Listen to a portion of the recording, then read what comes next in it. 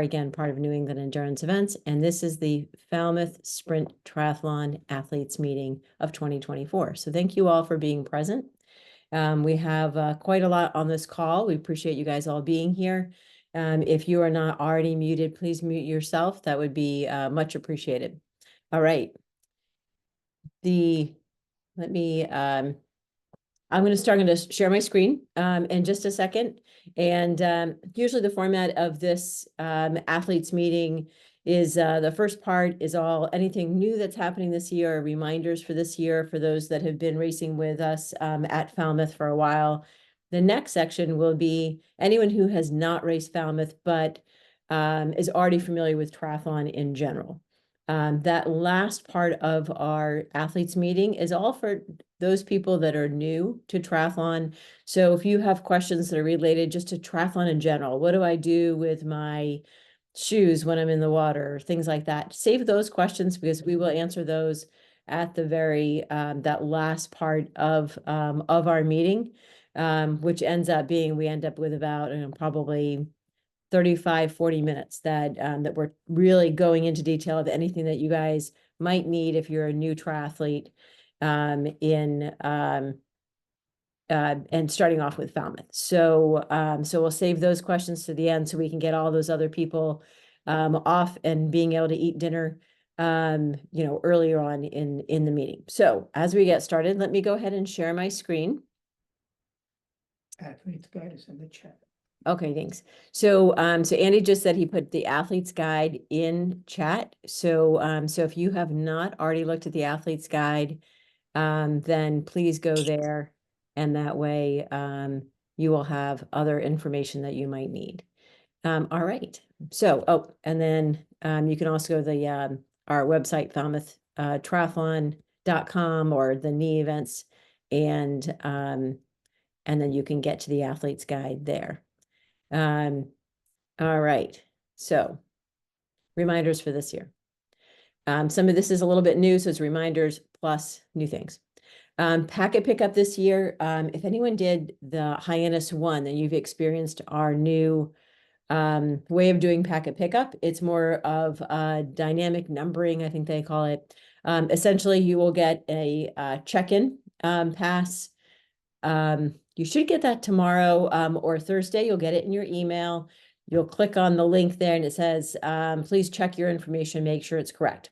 Then when you get to packet pickup, we'll ask your name, ask for your ID, your USAT card if you have that, and we'll be able to look you up and you'll get a bib right there rather than having to search through the 800 packets trying to find yours. So that should speed things up. It did speed things up for Hyannis 1.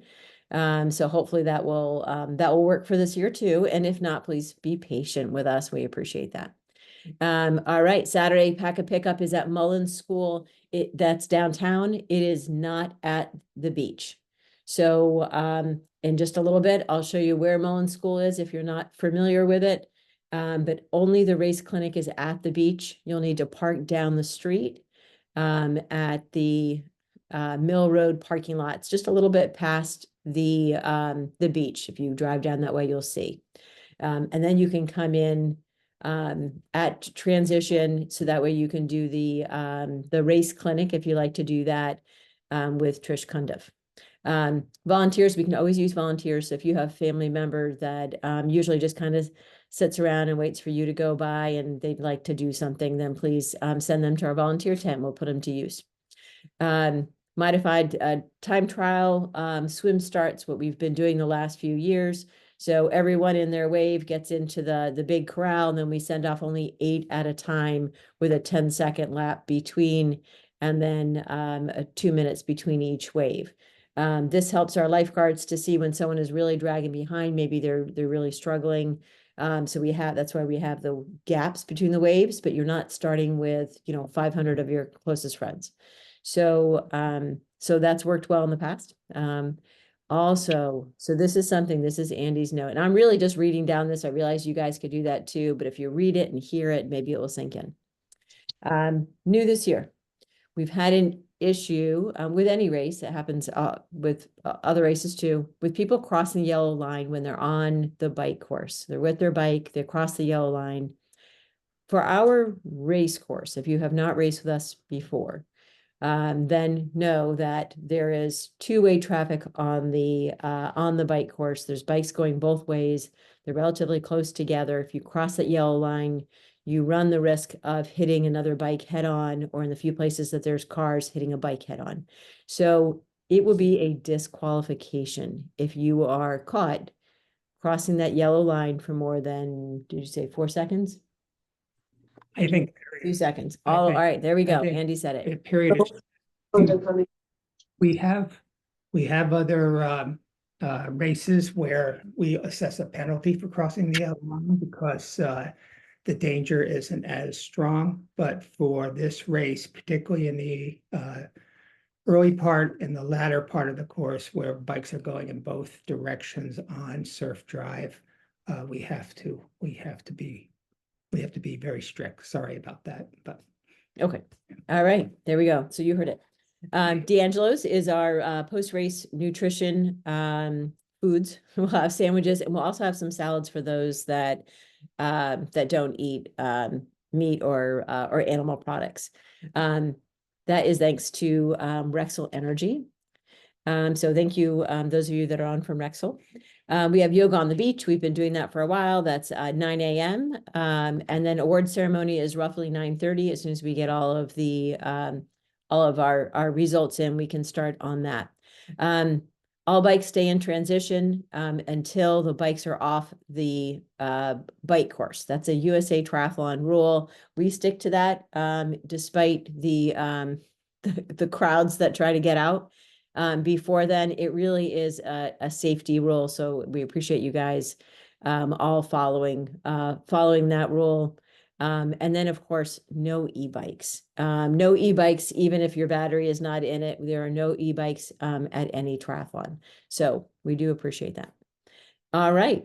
I mentioned before about the swim start. So it's 8 athletes every 10 seconds. And then there's 2 minutes between each wave. You'll find out your waves on your check-in pass. You'll be able to check that info. You'll see what color your cap is, where you are positioned as far as, are you age group? Did you sign up for Clydesdale Athena? Are you elite? So forth.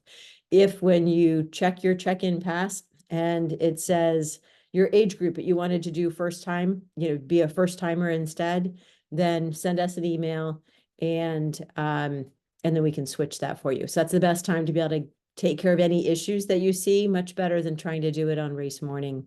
Water temp, 73 degrees. Andy was in there the other day. So it's very nice. You certainly don't need a wetsuit if you don't want one.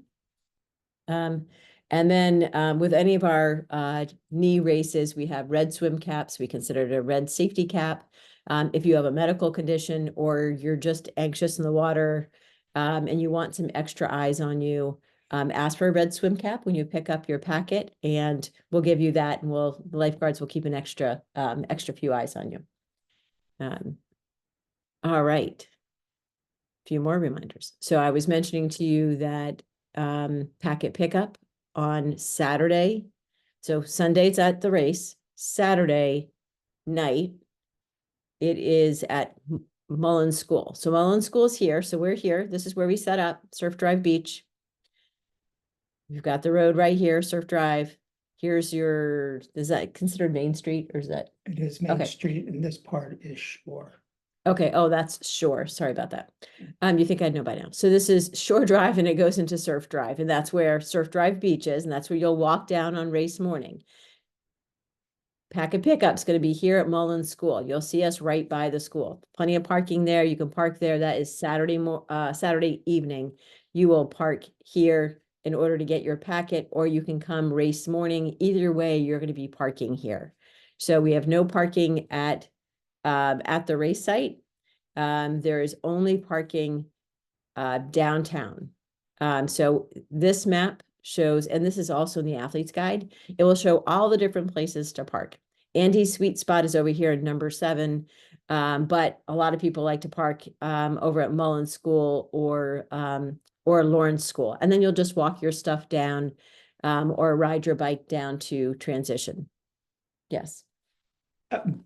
We have a little adjustment here. There we is no longer a White Hen Pantry, Where which is is near the Oh, I Mullen see. School. What is it now? It's a jeweler or different kind of store. So you're thinking of getting a snack early morning over by across from parking lot number 8 is a Cumberland Farms. No, 7-Eleven. There's a 7-Eleven. Is that going to be open at 5:30? I don't know what time that opens. I don't know either. Let's Okay. Google it, All right. but, So take Andy's advice with a grain of salt. All right. So there's lots of different parking that is over near Main Street. Please don't park on Main Street. That happened years ago and the race was canceled for a year. So so we don't want to do that. Please park in the parking lots. All right. So race setup. That parking lot on Surf Drive Beach is just for our transition. All registration tents, all of that are out on the beach. Even the finish line is out on the beach. You see that right over here. You will, for those that that have not raced with us before, it is open racking, so you can rack wherever you like, unless there's a reserve sign on it. You'll come in from the swim here. You'll go down, and I'll show you this in a second. You'll go down that little alleyway. This is a USAT regulation, so that way it's fair no matter where you are in transition, because you're coming into from the swim here, you're going out on the bike there, you're running out this way, and you're biking in over here. So it keeps all of those ins and outs separate. So no matter where you are in transition, it's considered to be fair for everybody. We will have what we call our water monsters. So if you need water before the race, you need to fill your bike bottle or a flask if you have that for the run. We do have the big water monsters, big giant blue things, and you can fill fill what you need right there. Of course, we'll have water out on the run course. All right. So here's the course. Andy, do you want to talk about the course? Sure, happy to. Okay, here, why don't you come over this way so that way. And the 7-Eleven is open at 4 a.m. All right, there you go. All right, So last minute snacks are available. nice. Yeah. Oh, when I did the Falmouth Triathlon in the 1990s, I had my first Red Bull at something like 5 in the morning at that 7-Eleven and had a pretty good race. But that's not an But we're not endorsement. Not we're an not endorsement. condoning Red Bull. All All right. Go ahead. So this for the swim, you're going to walk along the beach for 1/3 of a mile and swim along the shore. Going back, you'll see about 7, 8, 9 big orange buoys as you walk there. It gives you a good chance to kind of look it over. One thing athletes like about this race, many athletes like, is that the swim, it's a genuine 1/3 of a mile. And then some of the stronger swimmers like that, but also it is close to shore, and a lot of the nervous swimmers kind of that adds a measure of comfort, along with the fact that you're going to see a line of wonderful Falmouth lifeguards all along the course.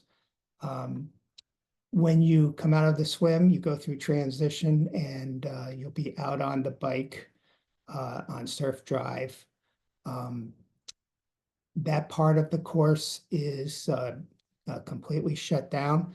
Most of the course is shut down and by the police, but you have to be aware as you're cycling that there's always that resident who happens to live off the road who decides they're going to go to the supermarket. They forgot that there's a triathlon going on, and they pull their car out in the middle of the course. And until one of our police officers can get them out of there, you may see that. So just always be alert. The first 1.5 miles of the bike course is flat. You do a gradual climb up to the Woods Hole Oceanographic Institute, where you'll make a right into, it's not their main entrance for that campus, it's actually a back entrance, but it is signed, and of course we'll have signs and volunteers all along the course. You'll have a little bit of a nice windy bicycle ride through the campus. And as you're a couple hundred yards from exiting the campus, you will be going down a narrow, windy steep road. And this is, you'll see signs that you'll get plenty of warning, but this is, heed the signs. Fast people, bring it down a notch because you're going to make a sharp right turn. And we don't want anybody overshooting that corner and going down. You'll come out of Woods Hole and you'll be on Nobska. You're going to actually, it's not Nobska yet, but it will be in a few hundred yards.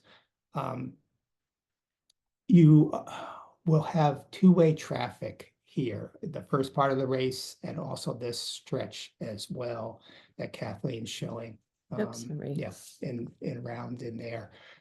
So staying on the right side, super, super important. And you'll see cones along the median line. So that'll help remind you. You'll come to what looks like a fork. It's actually a new road, or it's Nobska, that's going a short distance to a left turn onto Woods Hole Road. Now, Woods Hole Road is a busy road because you've got the steamship, the ferry terminal down in Woods Hole. You have a lot of people taking that road in and out to catch the ferry. What we do is we work with the police to reduce the travel lane for cars to one single lane. And it's actually the right lane as if you were turning left onto Woods Hole Road and heading down toward Woods Hole. You're going to be in the left lane. It's completely clear for cyclists. The right lane, and heavily coned, the right lane is the travel lane for motorists, and they will alternate. The police will have the northbound go for a while, the southbound go for a while. You don't have to worry about that. You should have a wide open lane there on the left side, which will turn into a left turn onto Church Street.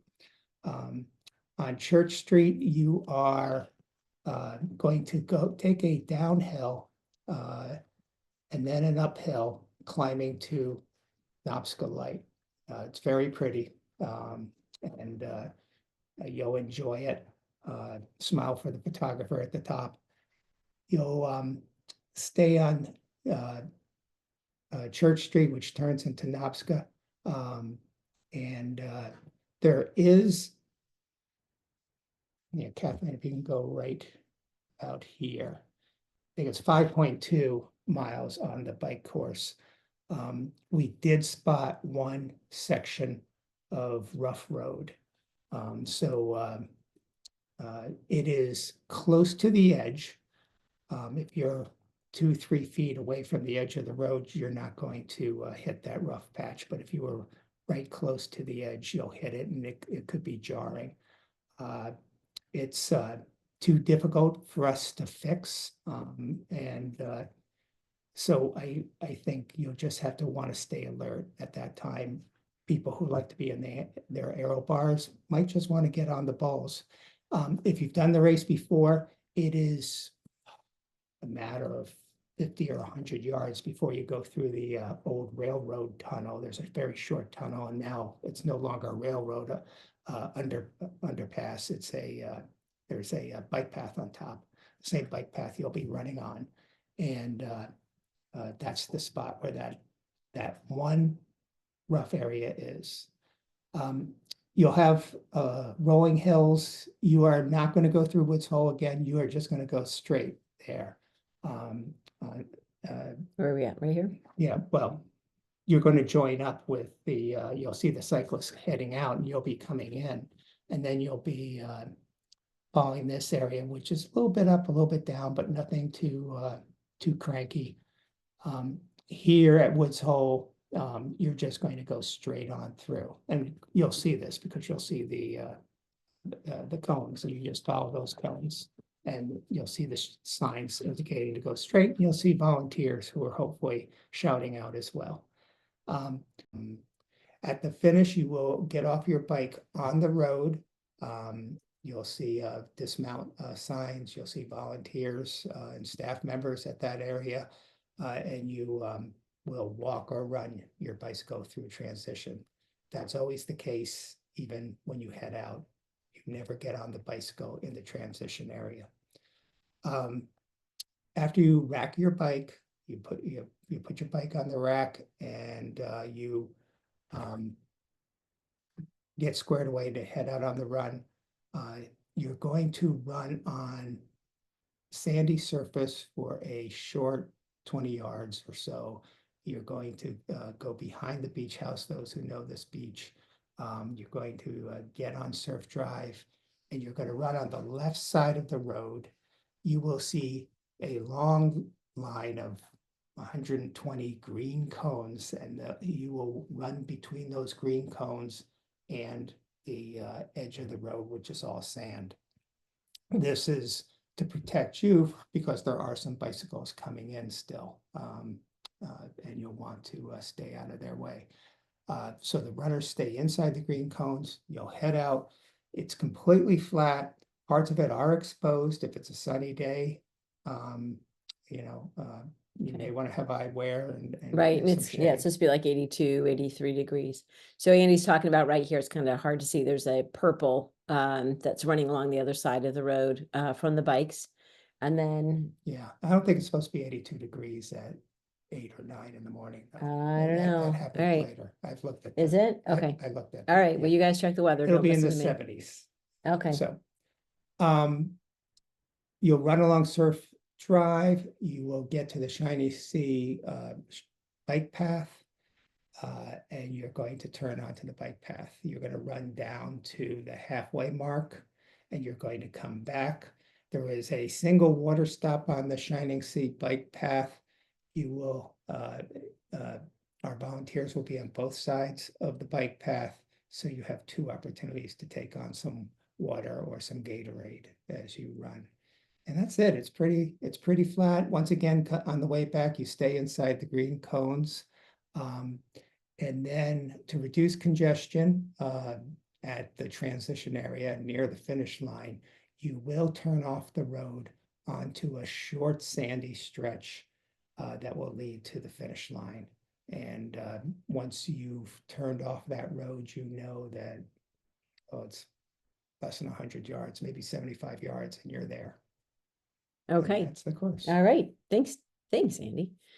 All right. So for those that haven't been racing with us, we do check your bike brakes and bar plugs before coming into transition. So you'll have someone there that will do that. They'll also be checking for e-bikes, no e-bikes, please, even without a battery.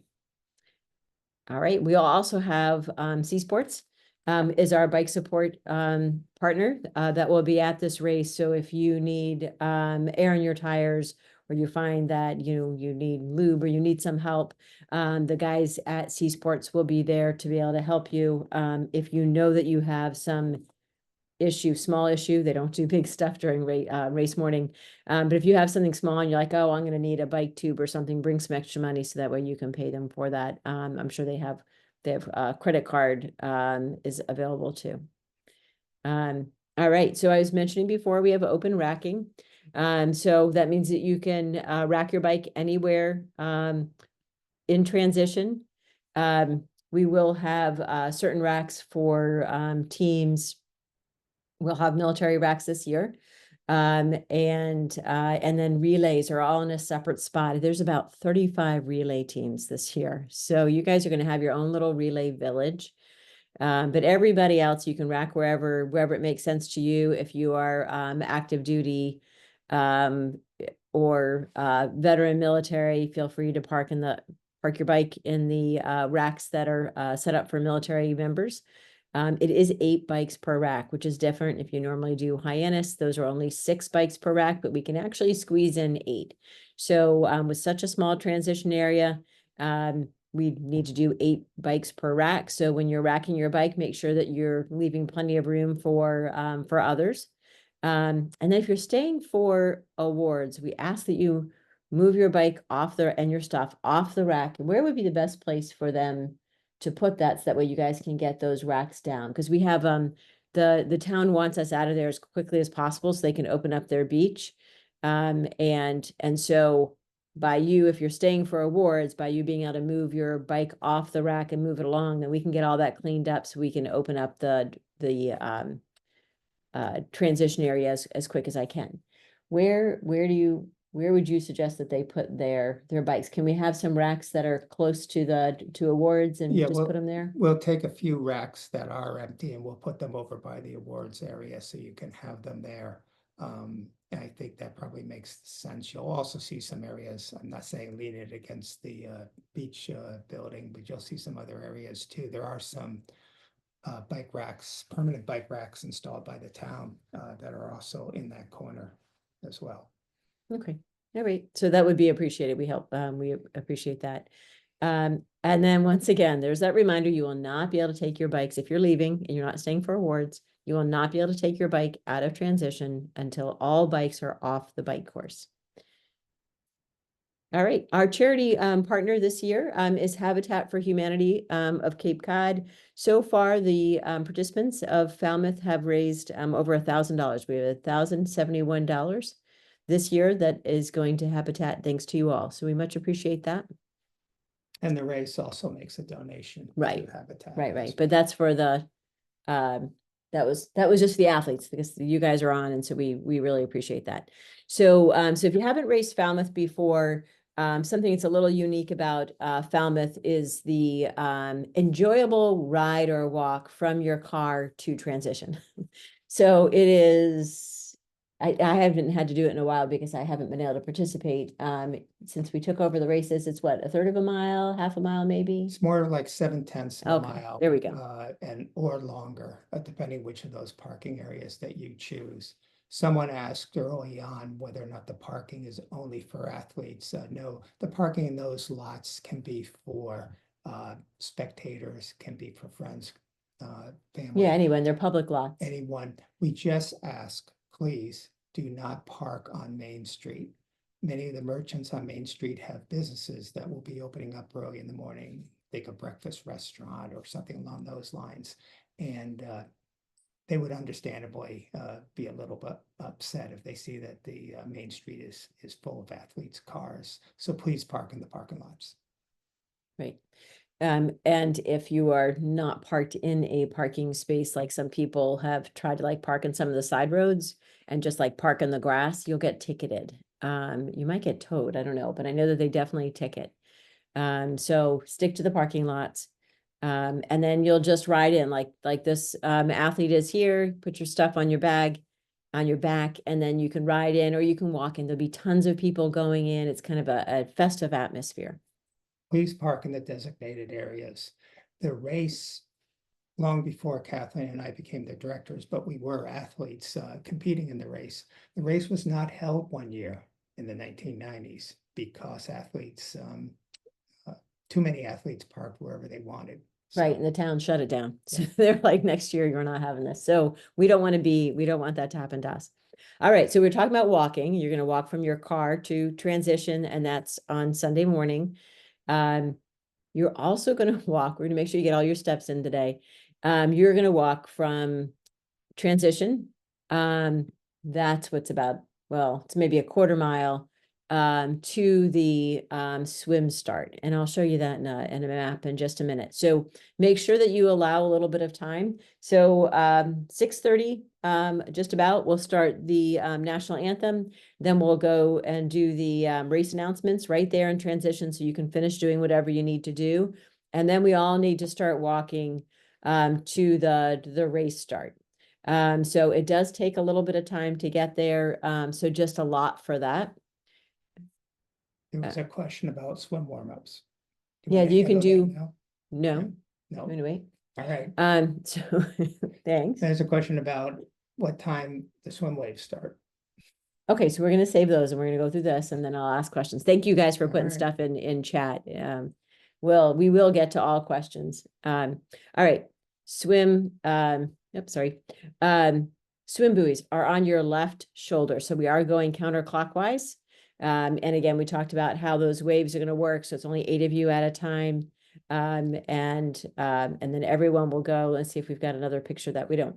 So so you end up being pretty close to shore, as Andy had mentioned before. The first buoy seems a little farther out, just because you're getting out of the cove, and then you're relatively close to shore. You cannot touch the bottom, but you can see the bottom most of the time. So So that kind of gives a little comfort.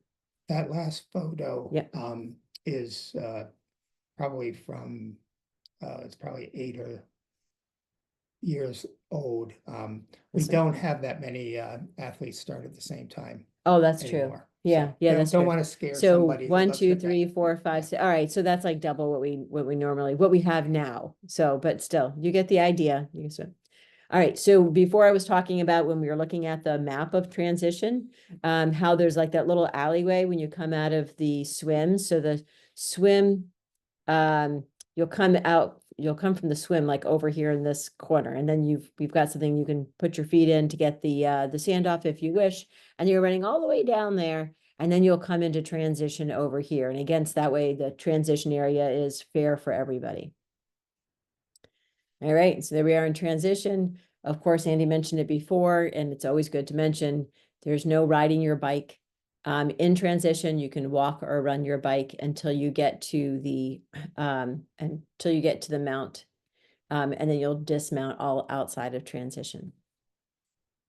All right, and then the run is, so you guys came in from the swim over here on this left side. You can see one of those little pools of water that you saw in the last slide. And so then you're gonna go to your, get whatever you need for your run after your bike, whoops. And then you're gonna run out here. It ends up being along between the building and the finish line. And you'll run out to the road as Andy was mentioning before.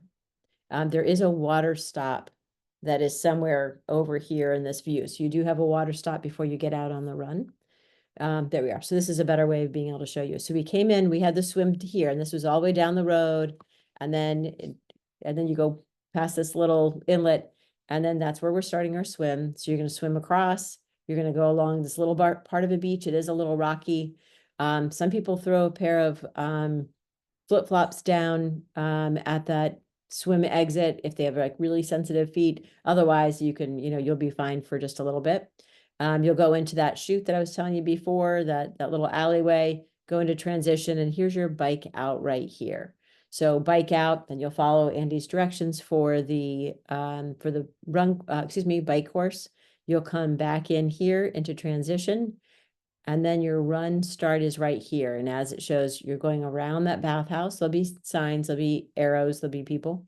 You have a water stop, and you'll come back through here, and then you're going to run along that same road you were biking. And you'll see that everyone is close. You've got 4 lanes of traffic there. You've got runners going in either direction, and you've got bikes going in either direction. It's all coned. Andy and his crew spent a lot of time making sure to cone all along that road. So if you just stay to your proper side, everyone will be fine.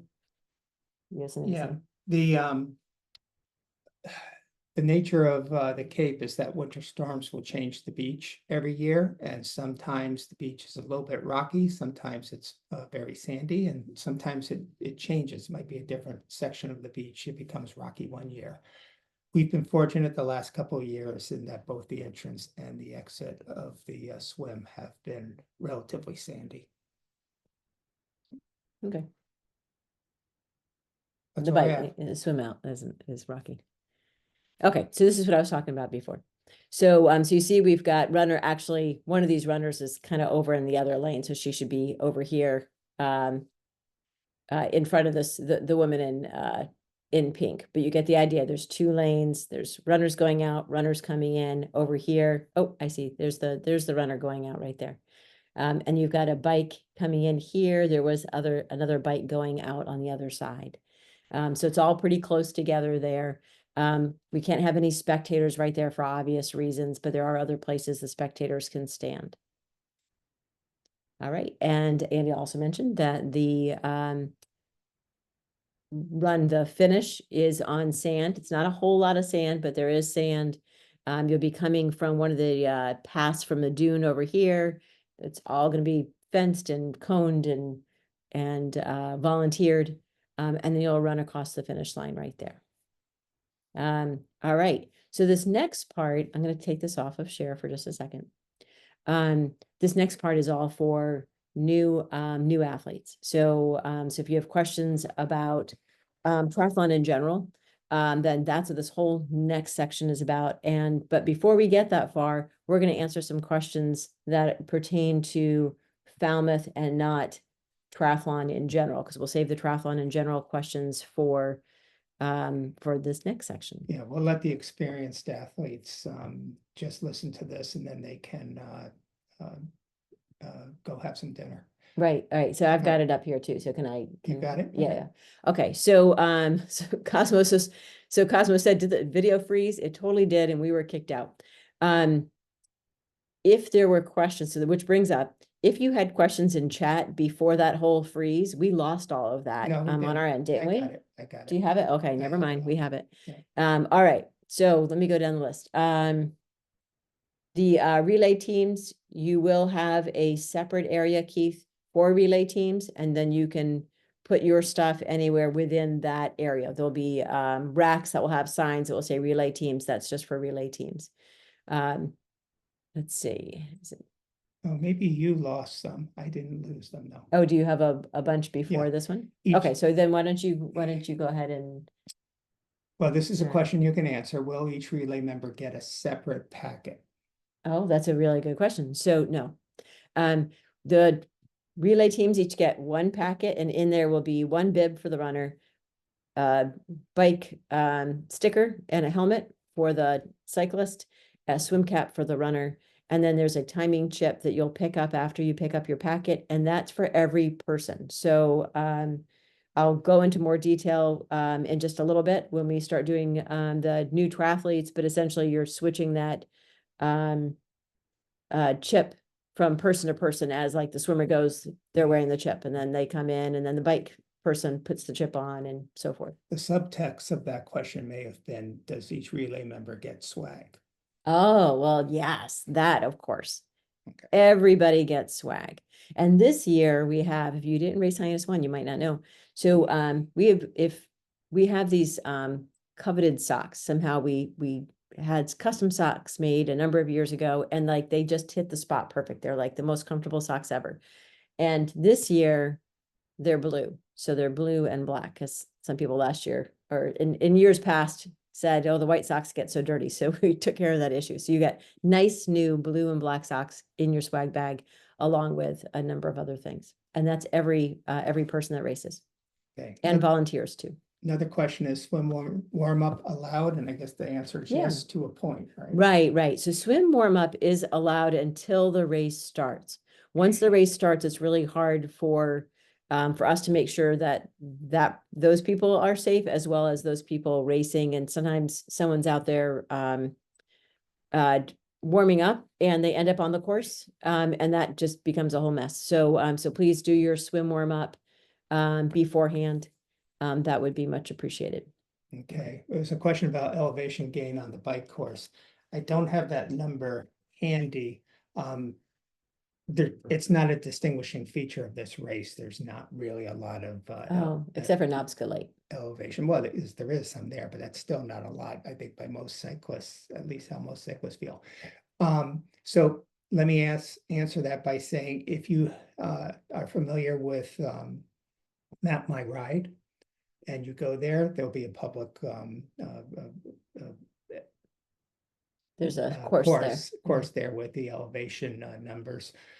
Ride with GPS, another area where you could go to quickly get that data.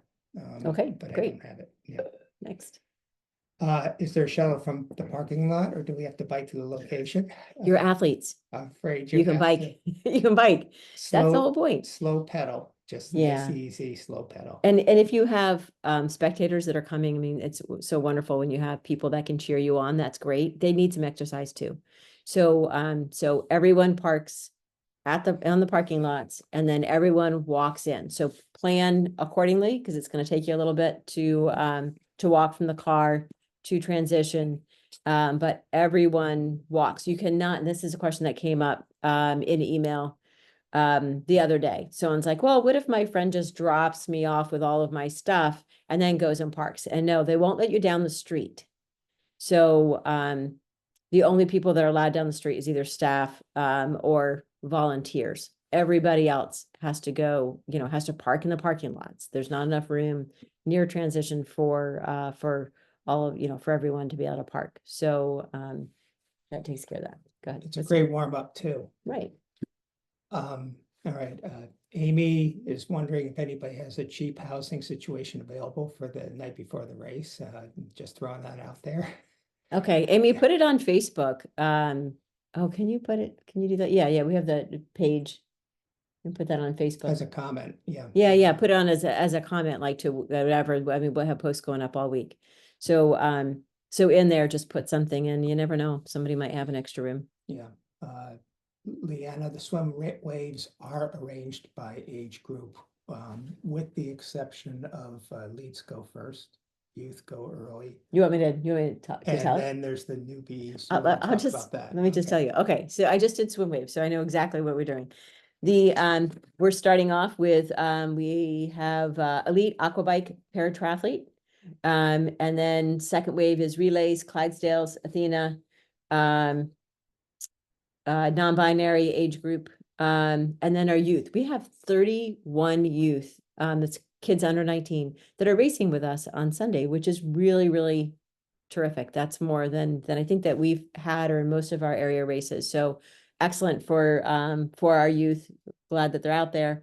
And then we start with the age groups. So waves 4 through 12 is by age group, and you'll get that when you get your check-in pass. It will say, oh yeah, you're 20 to 29 age group or wave, and then this is your cap color. So you'll see that. And then the last part of the last waves are going to be for the friends and family. So a friends and family wave, that's somebody who doesn't care about being timed at all. They're just kind of there with friends or family, having a good time. There's no awards, anything. It's just like, they just want to complete it. They will be timed. Well, they're timed because they have a chip, But but they it's don't- not, it's not recorded in results, but you do have to wear a chip. And then the last wave is all first timers. We have at the moment 178 first timers, or at least we might have more than that are new athletes, but that's how many people designate themselves as first timer to go in that first timer wave. So that is really awesome. I'm super excited about that. So all of you first timers, you're going to be the last wave out, and you're going to go out a little bit at a time, and then I'll stop when we have a whole bunch of people out in the water. If it looks like the lifeguards could take just a little bit of a break, so that way they can pay, close attention to everybody, then we'll wait a little bit, and then we'll send off the next wave. So the idea is that you guys are last. You don't have any of those yahoos swimming past you and over you and all that. So there are 14 swim waves. So bring a snack. If you get hungry before the race, I would bring a snack with you, because it's a pretty long time in the swim, or waiting for your swim. Okay. Yeah, there we go. I'm So what gonna do you got? add to that. The question about how many people will be participating, we have a permit with the town of Falmouth for 700 50, athletes. 750. Yes. 700. All right, approximately 700. We could have kept the registration open if that was the case. So In any case, Yeah, okay. yeah. So can you tell we're husband and wife? Yeah. So okay. So anyway, so there'll be lots of you out there. What's the next question? Until you get to Cosmos, in which case I can take it. is the bike route different than in years past? I was trying to follow it on the map. At the athlete's guide, the very first post in the chats is the link to the athlete's guide. So you can go take a look at it more closely. The answer is yes, since 2019. The bike course is as it is. If you raced before 2019, it is a different bike course. And that was made in working with the Falmouth Police Department in the interest of keeping the course as safe as possible. All right. What will the tide be like on Sunday AM? Oh, that's a good question for you. I looked it up, but then now I've forgotten. So I can look that up while you do the Okay. other chat. So I'll do another chat, and then Andy can jump back in. All right, Amy, we saw that we already took care of you. The swim rates by age group. Sorry, I'm having to scan through this.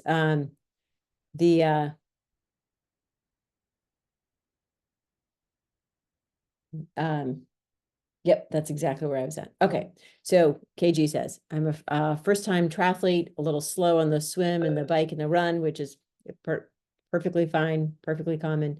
If I don't finish by the yoga and or award time, are most people expected to be done by the time the awards? Most people will be done by the time we start awards. There are some pretty generous cutoff times, so you want to look at that in the athlete's guide. There are very few people that won't be able to make it, that won't be able to finish the course by the time we get to awards, though. So sometimes you realize you end up being a little faster than you had expected. The all right, Matthew, I'm going to save your question about where your wife should stand when we get back on for the first time triathletes, because I can show you a map. Okay. Some interesting news on the tide. High tide is a little bit before 6 a.m. and the race starts at 7, so the tide will be quite high at that time. Here we go. Oh, good. Yeah. So nice high tide. But the fluctuation in Falmouth between high tide and low tide is only a foot and a half or so. So it's not like other parts of the New England coast where there's a great difference. Right. between So those that two. just means it's going to be, you'll be a little closer to that to get into transition from the swim exit. If you decide not to finish the race, and sometimes this happens, totally common, someone's in the swim and they're like, wow, that was more than I had expected, or, you know, it just isn't your day. Please bring your chip that you have. That's how we track you through the timing mats. Please bring that to the timer. And then the timer can say, okay, I know that this person is in. If someone doesn't do that, then we start looking for you because we know we have somebody, let's say, out on the course because a chip hasn't come back. So, so please, if you decide not to finish the race, this is for anybody, not just Gina. If you decide not to finish the race, then please bring that chip to the timing tent or give it to our staff wears bright yellow shirts that say knee on them. Andy and I and our captains are all wearing red polo shirts. So you can hand it to any one of us, or you can bring it to the timer in the timing tent. And that also goes for sometimes there's always a few people that the swim just wasn't going the way they expected, and they end up coming in before actually finishing the swim. They come to the shore and then they walk down the beach. Therefore, they've finished racing. If you can, if that happens to you, bring your chip. You can either give it to a staff member or bring it to the timing tent. Okay. The wetsuit question has come in. The wetsuit question. Oh, yeah. I see that one. About wetsuits. We have a lot of people who do not wear wetsuits, and you don't have to. Right. So Dad, it says Dad's phone. So Dad, yeah, you do not have to wear a wetsuit. And we were saying earlier, the water's like 73 degrees.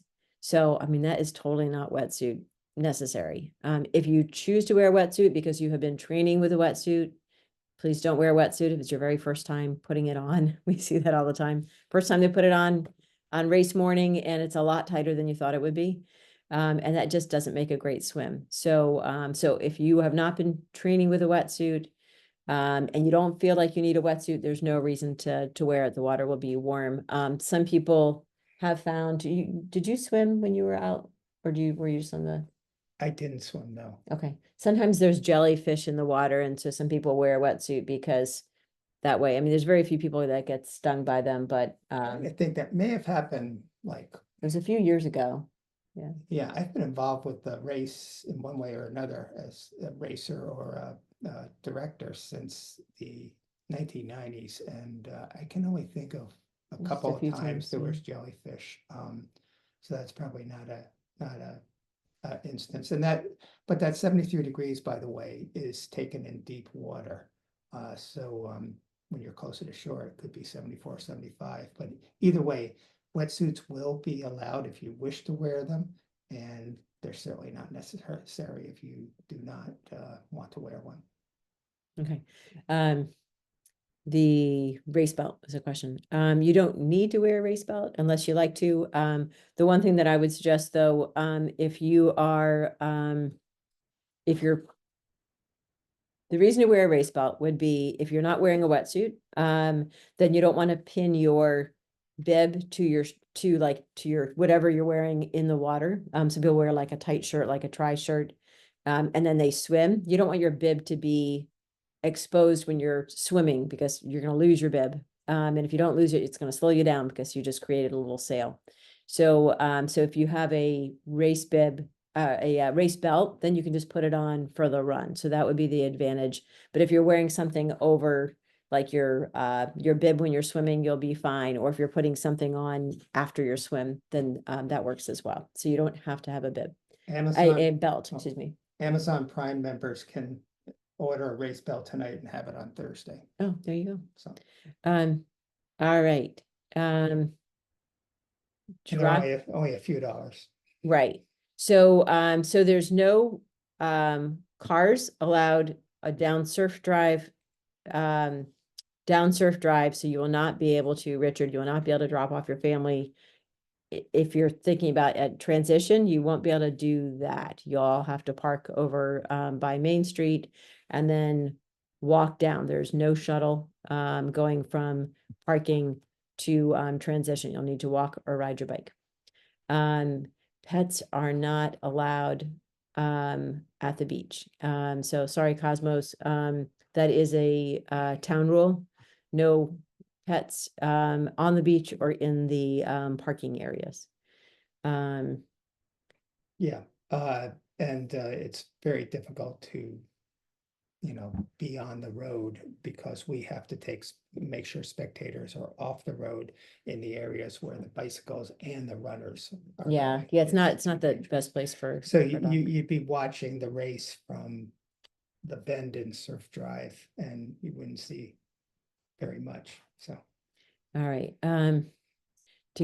is there any way of getting disqualified on the swim? I guess besides unsportsmanlike behavior, like you're like pull somebody down and get caught for it. But otherwise, no, it's really hard to get disqualified from the swim. Yeah. If you are parked at if you are Mark, you're staying in Surf Drive Beach, good for you. Not everyone gets to stay right there. You can just walk down. That's perfectly fine. You just can't drive a car down Surf Drive. Kate, I'm going to save your bike question until we switch over the next section, so that way people can move along with their night if they like. Beth, same question. Bathrooms, we do have bathrooms. I'll show you later where they are, but there's porta potties and then there's bathrooms in the building. Thanks, Richard. Let's see if you want to switch to the first timer group, Leanna, if you will email info at, and actually I'm going to put it in the chat, info@neevents.com. There we go. And then Maureen can go ahead and move you over to the first timer wave. Oh, thank you, Lena. No phone or earbuds or music during the race. So it's a USA Triathlon rule. It's also really unsafe. You want to be able to listen to everything that's going on around you. So no devices, except for, of course, you've got a watch or something of that sort to track your time. That's fine. No phones, no earbuds. If you're caught with earbuds, we will take them out and then you can get them later. And that also is a 2-minute penalty, so it's not worth it. All right. All right. So we answered a whole bunch of questions there. I think that we answered most of those. There's a few that I'm going to answer when we go through this next section. So if you are familiar with triathlon in general and you don't need the refresher, then I hope you have a great night. And we will see you either Saturday at Packet Pickup or I don't remember if I mentioned the race clinic. So we have the race clinic at 5:30, and that is at the beach on Saturday. And you'll park all the way down the road a bit to the Mill Road lot, and then walk over to where our transition is if you want to do that swim clinic on Saturday evening. All right, so everybody else can go. Have a good night. And then all the rest that are on now should be well, could be anybody, but particularly those that want to learn a little bit more about triathlon in general, so that way they can have a nice first or second or third triathlon. So I'm going to go back to share my screen. And that always makes things a little easier to be able to show you. All right. So Athlete's Guide, you can find it there. And there are still questions that we haven't answered, but we will. Right. Okay. So when you get down to registration, you'll see the sign that will be your reminder of what we have going on. What's going on and when. You see that packet pickup starts at 5:30. If you want to get right to packet pickup at 5:30 in the morning, then remember that you want to park by 5:15, 5:20, so that way you can get down there. Also, conversely, if you are one that is usually late, then remember that packet pickup closes at 6:30. So, and it's going to take you a little bit to walk from the parking lot, and the parking lots that are closest are going to be full. So just plan accordingly. All right, so we have that. I told you when awards were, and post-race yoga is at 9. That's always a lot of fun. All right, so here's important stuff. Bib, bike, helmet numbers. So you wear your race bib. You can wear it the whole race if that's what you want, but remember on the swim, if you've got something like that and you're going to swim, it's going to come off. So you don't need to wear that bike bib, the race bib, until you're running. And then you want it to be in the front, in the front of you. For one thing, when the photographers take pictures of you, they're using that bib, the number, to figure out who you are. So that's important. And also, you need to have that as you're going across for official stuff. Bike number goes on your seat post, or it goes on that crossbar right here. If you're putting it on your crossbar, keep in mind where your legs are actually hitting. You want to put it either all the way back towards your seat or all the way forward. Otherwise, your legs are going to scrape that, that bib, 2,000 times throughout the race. So, so you don't want to get that chafing. So just keep in mind, it's either forward or it's back or it's on the post itself. So you could put it like right up here, or you can do it on that crossbar. Helmet number, of course, goes in the front of the helmet. Body markings. We have the Falmouth Rotary Club comes out every one of our big races, and they'll number you. So they've got a Sharpie, believe it or not, and they'll write your number on your arms, and then they're going to put your age on your left calf. If you're doing relay, they'll just put an R. So make sure that once you come into transition and you find your spot on the bike rack and you've got yourself set up, then go over, you'll find them, you'll see them. There'll be like a whole pile of them. And somebody can go ahead and number you. All right, so we're talking about racking your bike. So what we're talking about is hanging your bike on the bar. The bike always hangs by the seat, not by the handlebars. So you're going to hang it by your seat like this. And so you're going to take it and you just swing it under the bar and then you put it up like that. And of course, that's how you get it back down the same way. All of your stuff should sit right here to the right of your front tire. I know that it looks like you should put all your stuff back here because then you should like have it all turned around. It seems like that would make sense, but it's not the way USAT wants it done, and everyone does it the other way. So that's how we stick to it. So you're going to put your stuff over here. I'll show you that kind of transition mat and what you can put on that. And then the next person is going to have their bike facing the opposite direction.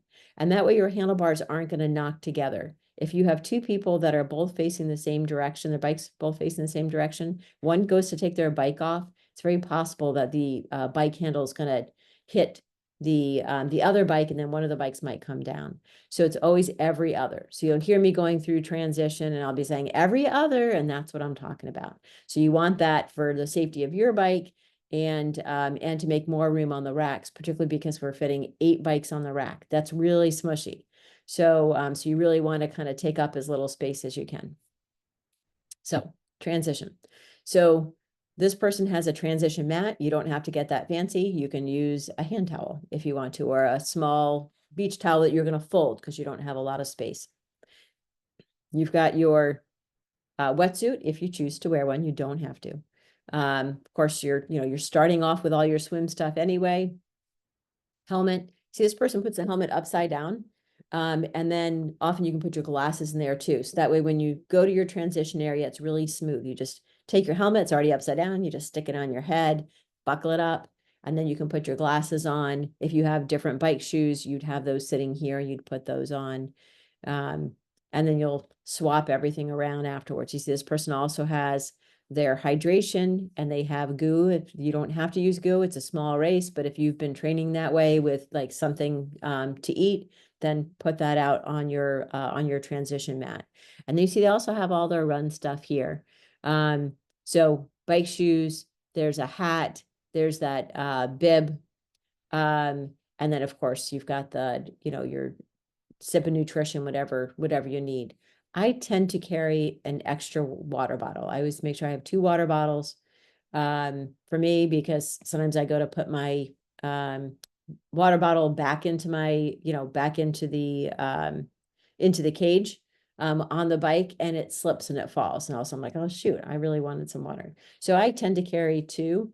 I also take one and I squirt my feet so I can get the sand off of them. And he laughs at that because but I don't like having sand in my shoes when I'm running or on the bike for that matter. So so I just squirt a little bit of water on my feet, and then I have a little small towel that I just kind of like wipe my feet with before I go. So if you don't like sand on your feet, that's an option. Don't bring a big some people bring these like little tubs and put water in it, but it's actually not USAT regulation.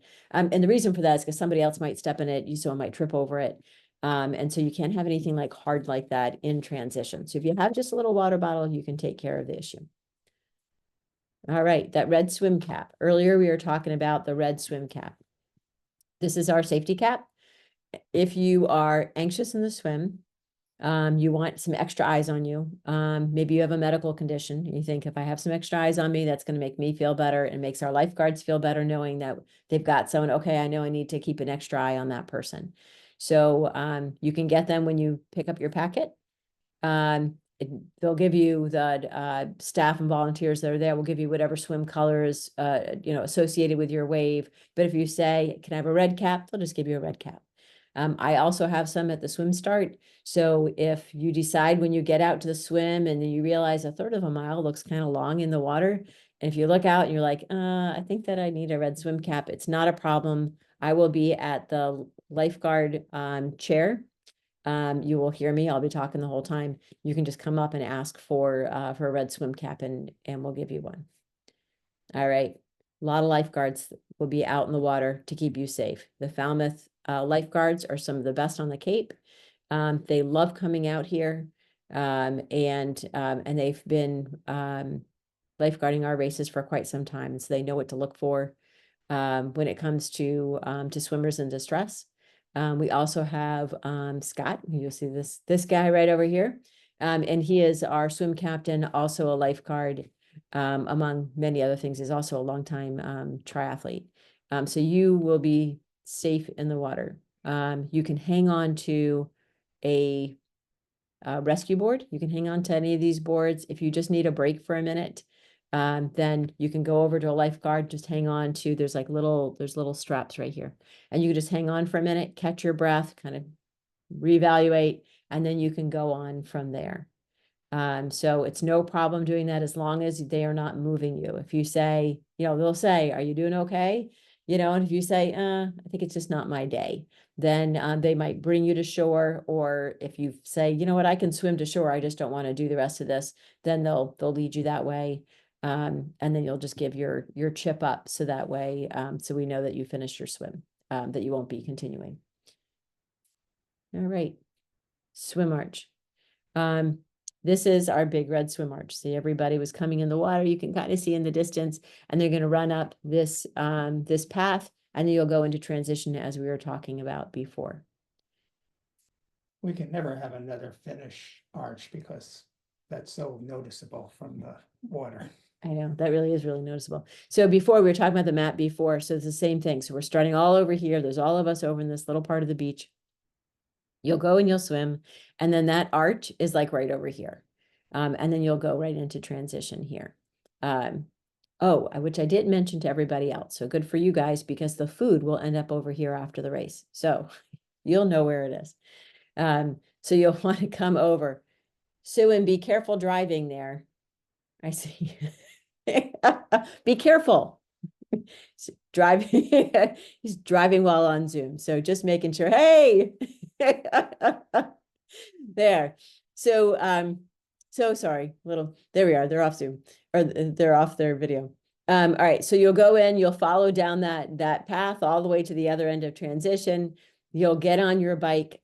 So something that I do, and I think that you do it too, right, Andy? When you rack your bike in transition, there's a lot of bikes. There's like 700 other bikes in transition area. So you need to know where your bike is, and it's really easy. And you come out of the swim and you've just finished that, a little disorientated, and it's hard to find your bike.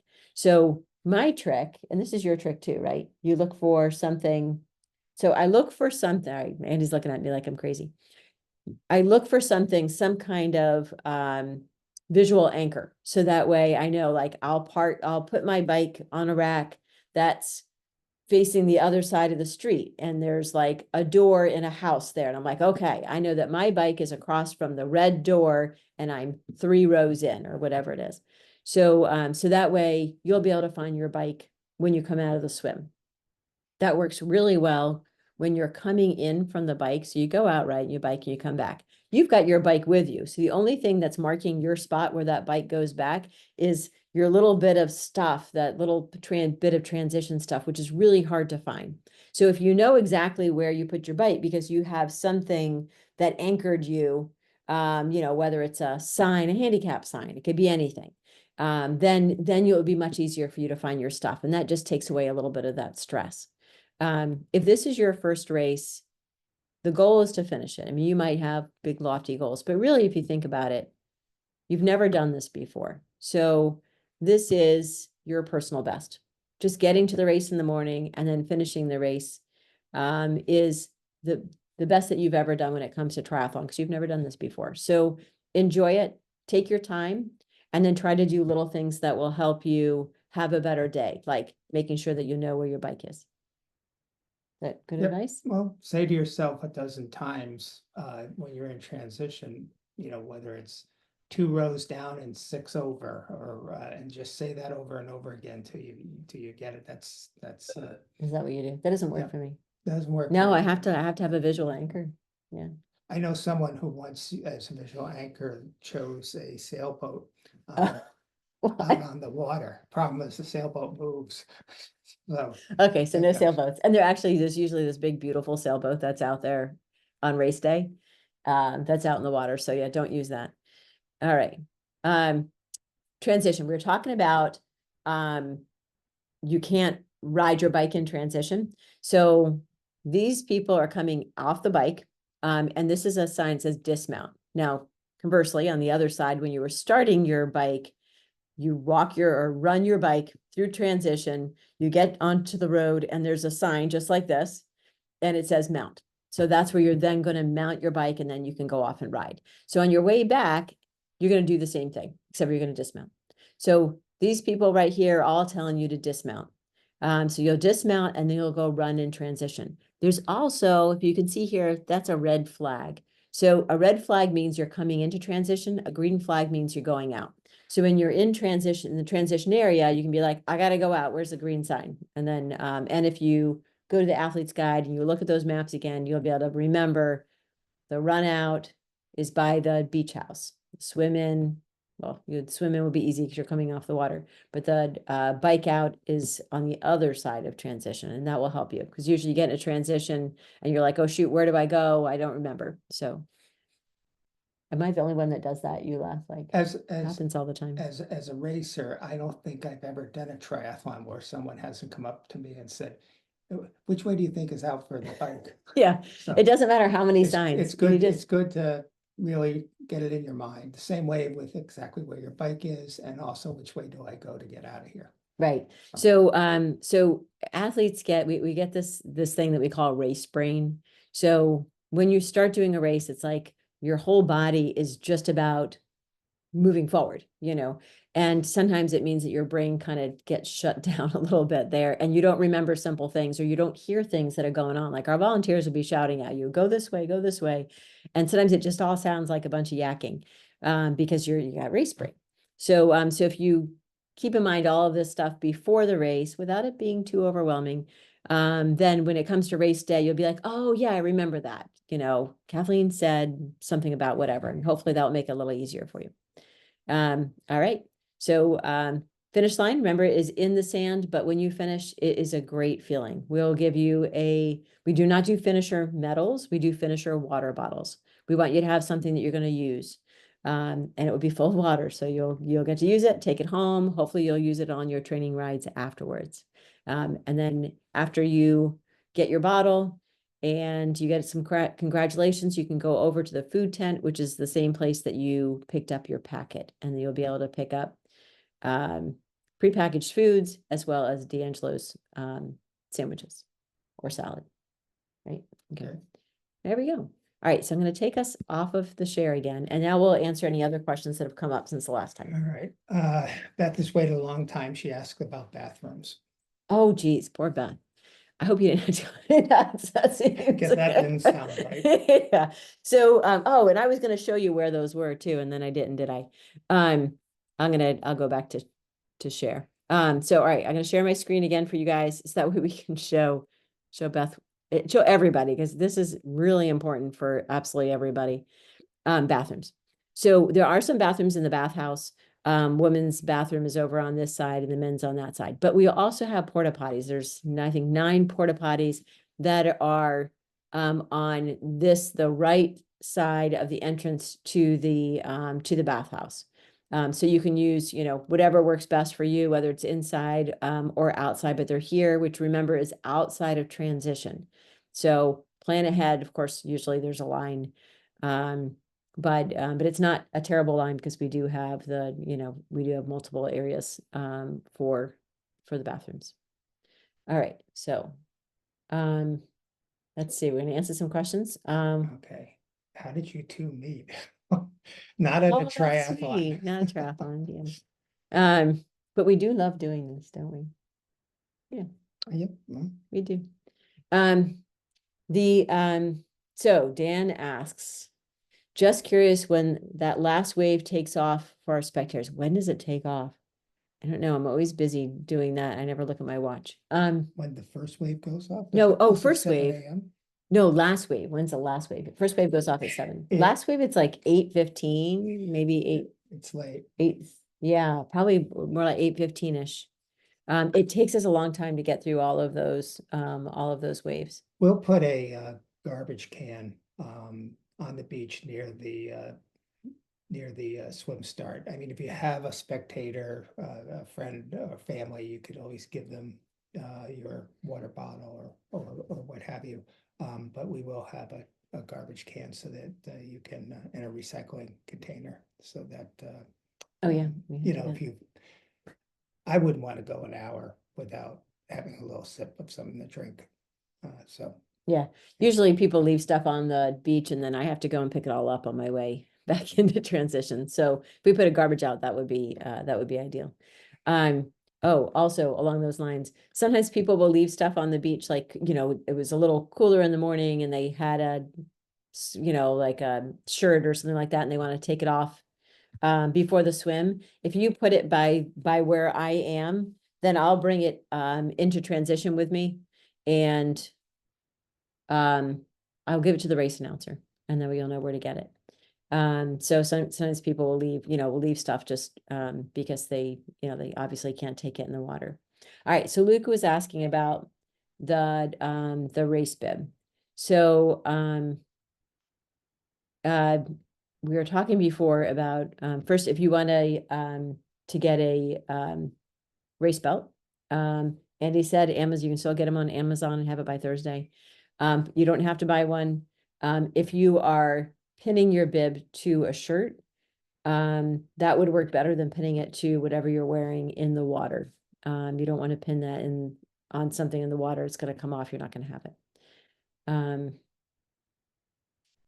Okay, so did you answer the question about if you were a first timer but you decide you want to go with your age group?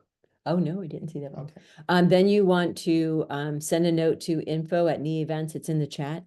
and ask Maureen to switch you from first timers to age group. How long does it take? I think, Jenny, we kind of answered that question when Dan asked it about how long does it take for all the swim waves to start? Takes forever. It's like 8:15-ish before everybody is through. Everyone is off the beach. Lena,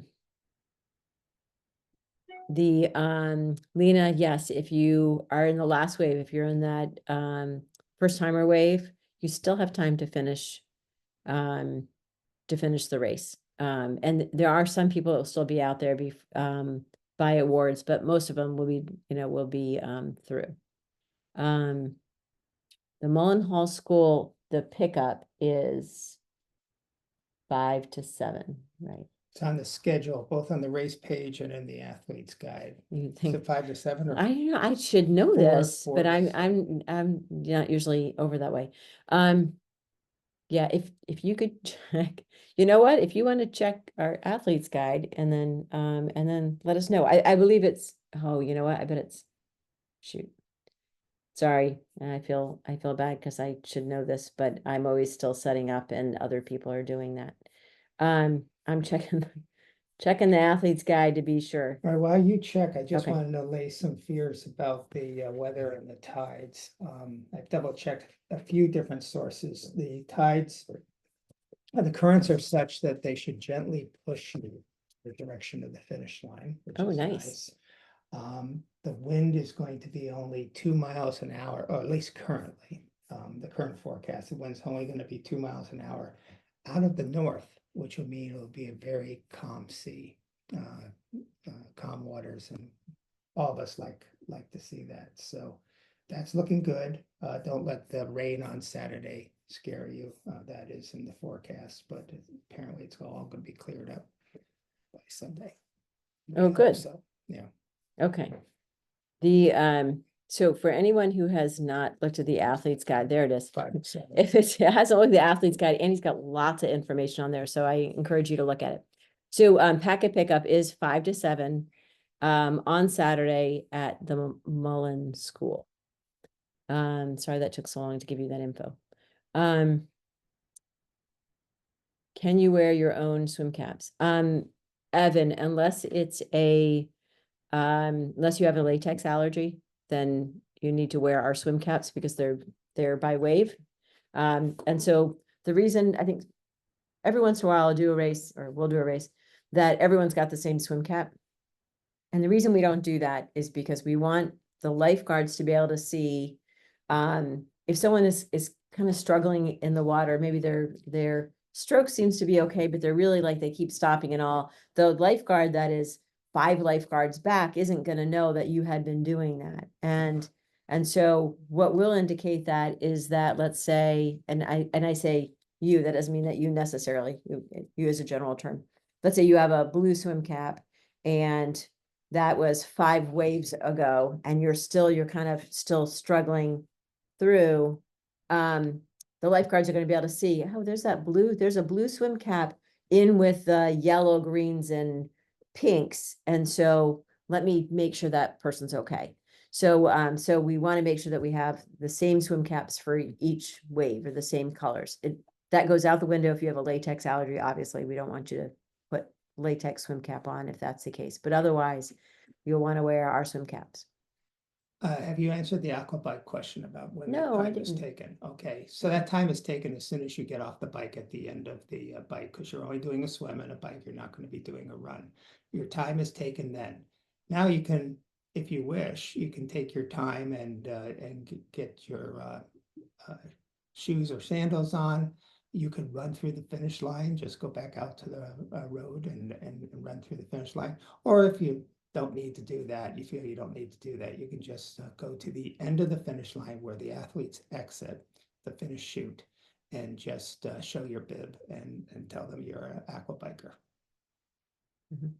An aquabike you're gonna really like. If you don't like running, aquabike is awesome. Cosmos, you asked about your stuff. Remember before we were talking about transition and you put your bike on the rack and then all of your stuff is supposed to sit next to you. So all of your things, even like a backpack, like some people will bring, you know, a small backpack and it will have other stuff that they might want for after the race. All of that can go over in that transition area where your bike is. You can leave everything in transition. The transition area is Secure. fenced and secured. Yeah. And a backpack or something similar is a good idea, especially if you're going to slow pedal your bike down from your car down to the race. Yeah. All right. So wet clothes. So most people so the question is it common or possible to change wet swim trunks for dry bike shorts during the transition? First, no nudity in transition. The that used to be a thing. That's why I say it that way, because that was the 80s and 90s. No longer, I'm afraid. no, can't do that. So most people just wear everything through you know, whatever you're wearing in the beginning of the race is what you're wearing at the end of the race. If that's not how you've been training, try it this week and wear whatever you're wearing in your swim and then bike with that. That would be my first suggestion. You can go out of transition, go into the, you know, I'd say not the porta potties, go into the bathroom and change and then, you know, get back and do your bike. Just let there be a volunteer there that will be like, no, wrong way. And just say, I'm just changing my shorts. So you can, if that's what makes you more comfortable and, you know, and this is, you know, your first race, you know, then that it's more important for you to be comfortable and have a good race than worrying about what everyone else, because most people won't do that. So I wouldn't, Okay. you do you. We still have a bit here, Oh, sorry. so I'll run Okay. through them quickly. All right. Cell phones can be used as bike computers. I would No. just suggest that you Oh. make sure they're secure. Is there a Yeah, USAT USAT rule says against it? no phones, No, there's no phone. no On calls. your No, but it head. said, yeah, anyway, All we're right. not gonna, yeah, as long as you're not, you don't have music coming from them or your ears, our staff won't take them from you. Yeah, I But think if if it's so, secure on the bike, you can't have your cell phone with you and earbuds in your ears. But right, you definitely can't do that. But yeah, fine yeah, I with was me. just looking at the USAT rules recently and I thought that was Well, interesting why that they don't changed you that. bug that guy at USAT that I you know. bug all the time and ask him about I that could, one? I could. The shark issue is that's 40 miles away. Unfortunately, national media has made much of America and the world think that Cape Cod is crawling with sharks. They're all out on the outer coast. So far, and I've talked to the harbor masters and everything else, there has never been a shark sighting within miles of these Falmouth and Hyannis triathlons that are in the Nantucket Sound and Martha's Vineyard Sound. So we will always update you if the sharks decide they want to move elsewhere. But right Yeah, now, we haven't had any issues. no No issues issues. at all. And there's thousands of people in the water every single day without incident in Vineyard Sound. Okay. It looks like you have a whole bunch of Okay, I have messages one that so you I've didn't get. totally missed. So if you want to go, yeah, All right, no headphones are allowed, correct? No earbuds, that's not absolutely allowed, none. correct? And I realize that maybe you want that music to pump you up, but I think the crowds will do it and just the excitement of being out there. And from a safety perspective, we need you to hear everything that's going on around you when you're running and when you're biking as well, of Right. course. So there was a question a little bit later on that's along those same lines, which is iWatch. You can totally wear an iWatch on the, you know, in the race. Okay. Someone tried to email us or perhaps would, and they left an E out of our email address. So go back to Kathleen where she put in the info@neevents.com. You'll see there's one more E in that. So we hate for you to send an email to us and wonder why you never heard back. All right. Race belt is super helpful, someone says. That's very good. And then Okay. So I'm up to Jenny. Jenny, Mhm. How long does it take for all swim waves to start? Nope. No, so Jenny she again. asks later on.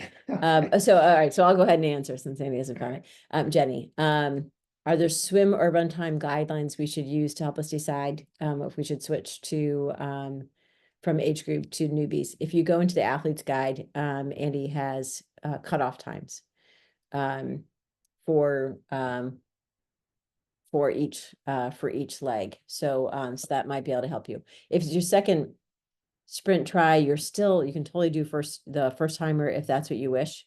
But if you want to stay in your age group, I don't want to ask you your age on this. I'd say that I can tell you where you were in your wave. Actually, so I'll do it this way.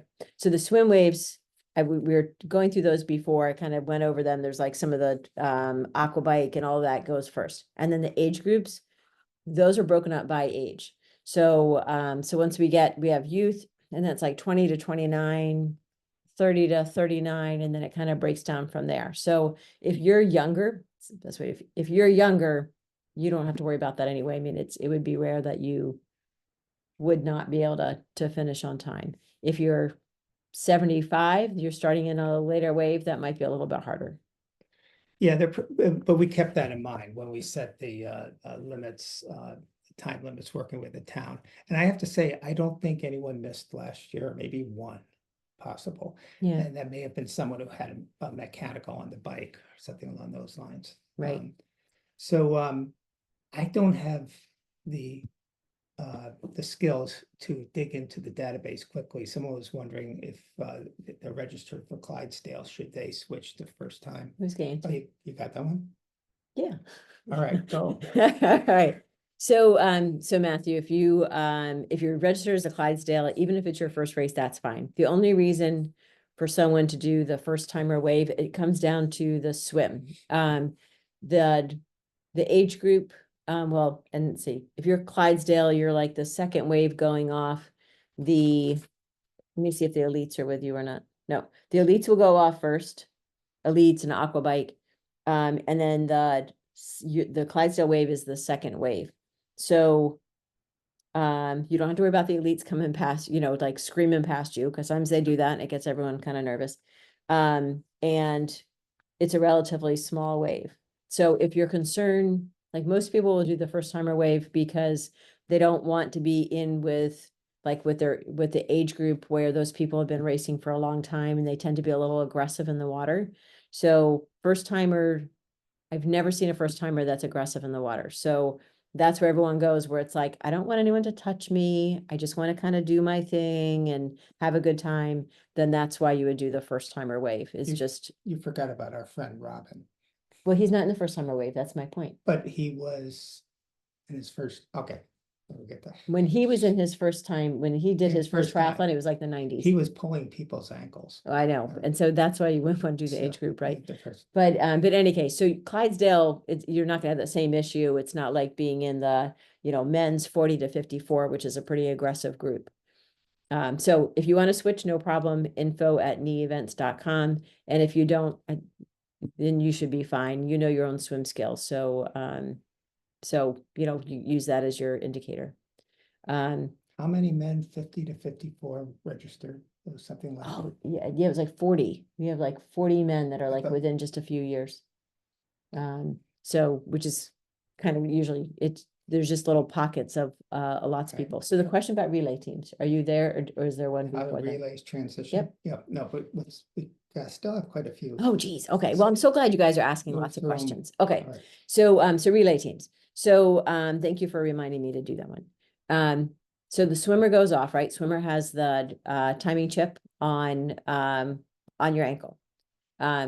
Swimmer comes out into transition. Everyone in the relay team, you can cheer people on until your person in your team, it needs to get back into transition. Then you all want to be in transition at your rack. The swimmer comes in.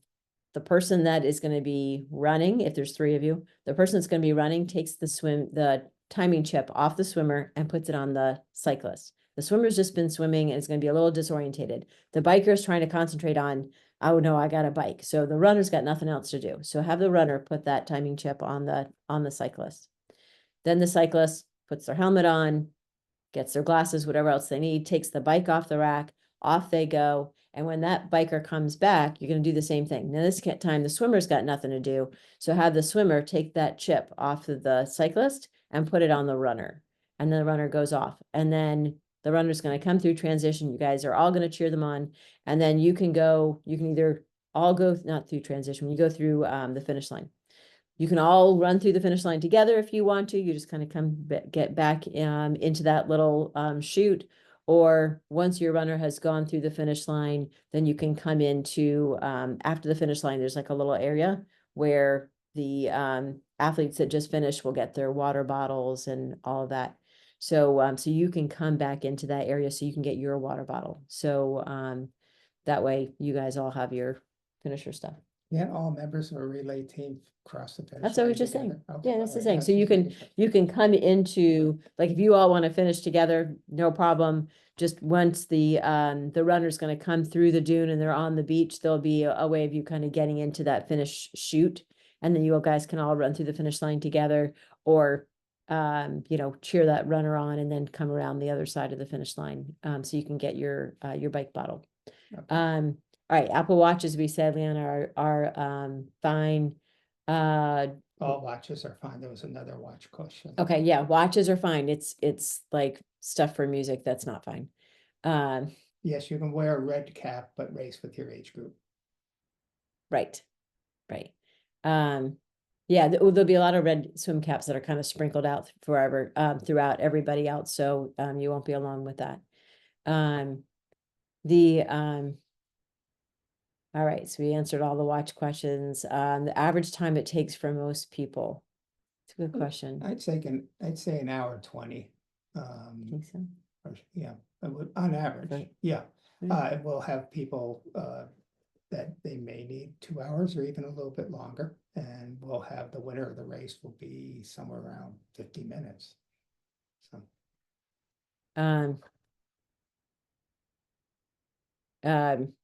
All right, so so Mark, thank you for putting the day before the race. Mark has that in chat. There was a question about that before. It took us a while to find it. So he's got information there. And then Mark's question, the 9 a.m. is yoga. 9:30 is awards. So so you should be fine, even as a first timer being in the last wave, you should still be able to get through there. And they'll all wait right. a while. The first timers are going to be later in the award ceremony. Right. Yeah, we usually do those later. Do you want to check the athlete's guide for Leanna made a comment there that you might need to switch something.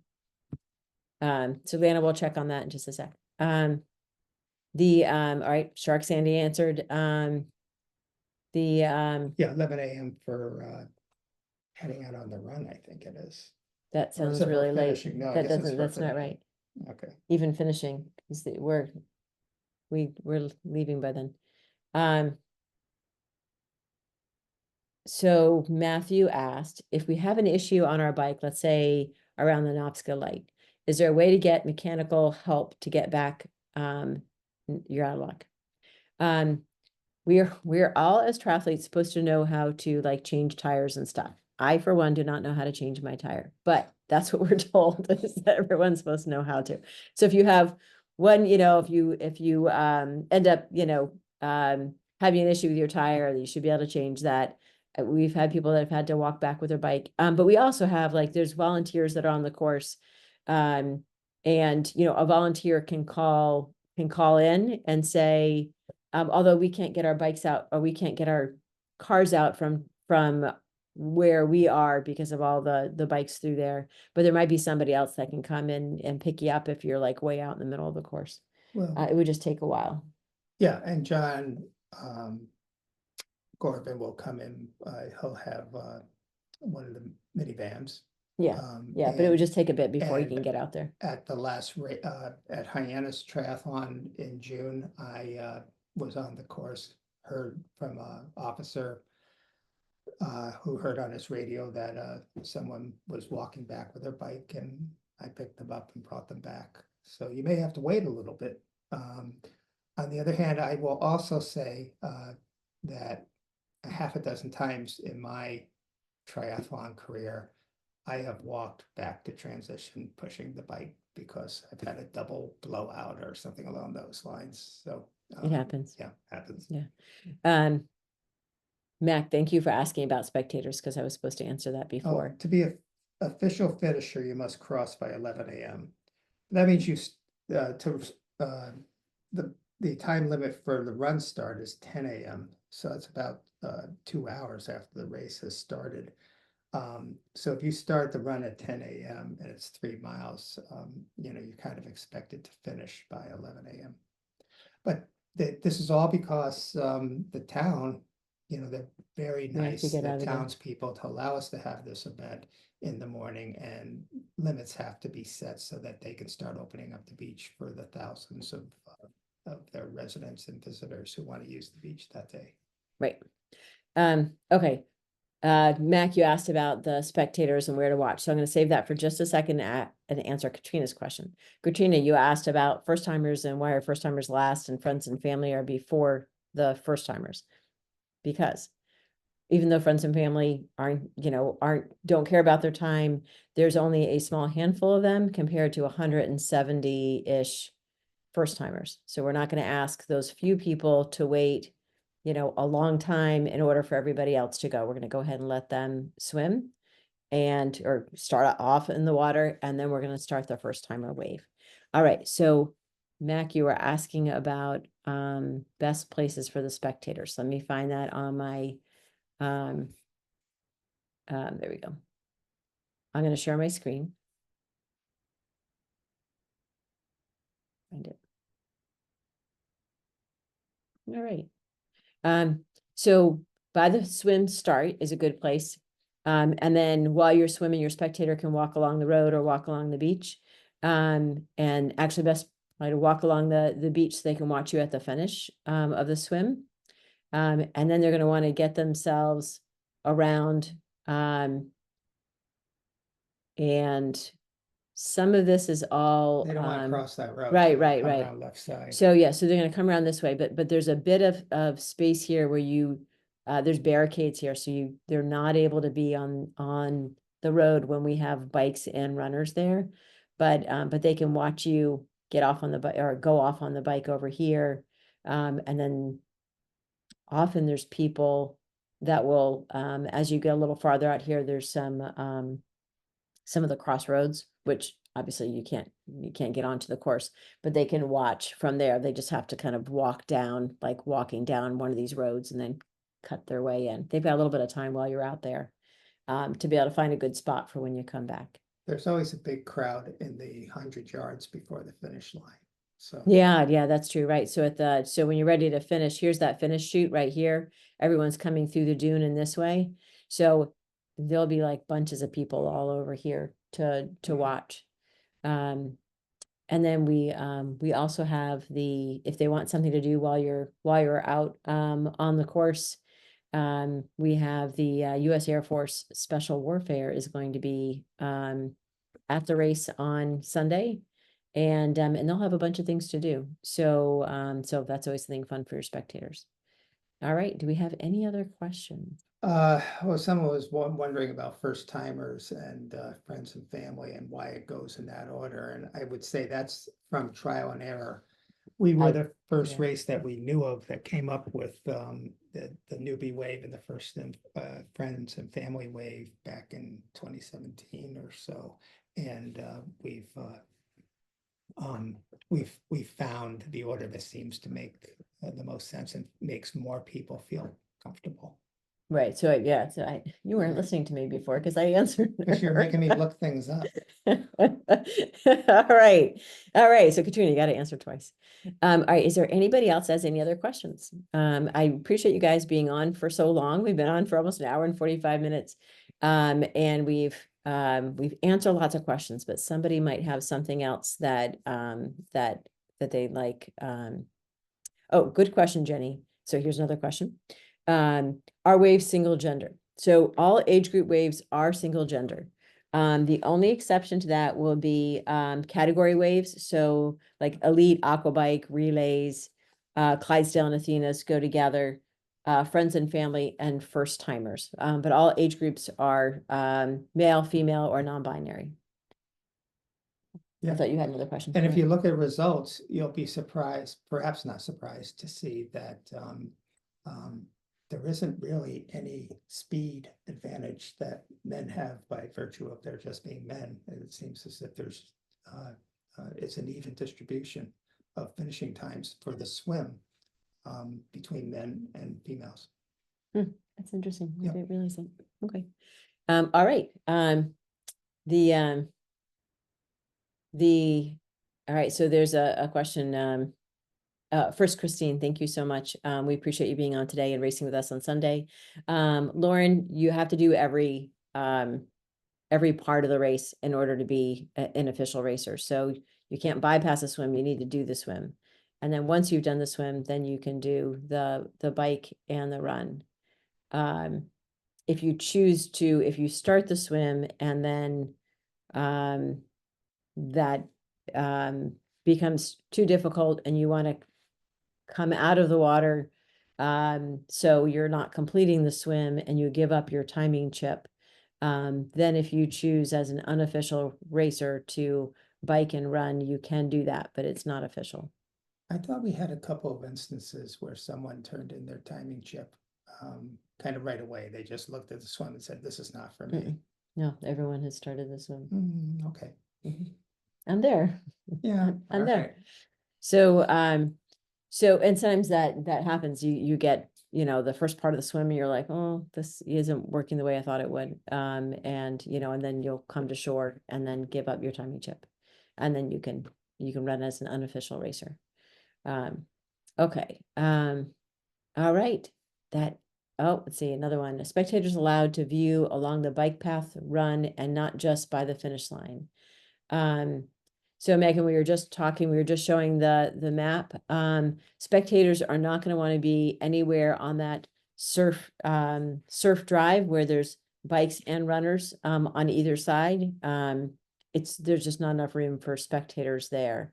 But they will find a few little spots along the way. There's some cross streets where some of the spectators will congregate, and they'll be able to see you go out on the bike, in on the bike, out on the run, and back in. It just makes it really hard for them to get to the finish line in order to see you finish if they're on one of those cross streets, because you can't get across the bikes and the runners.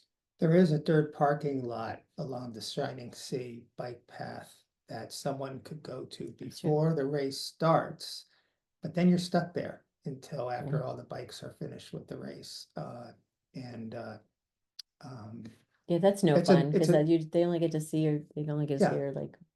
But I would Twice. see if I have little kids, maybe I'd want the kids to just play on the beach, and then I get, right there, and I'll watch the both the bikes and the runners.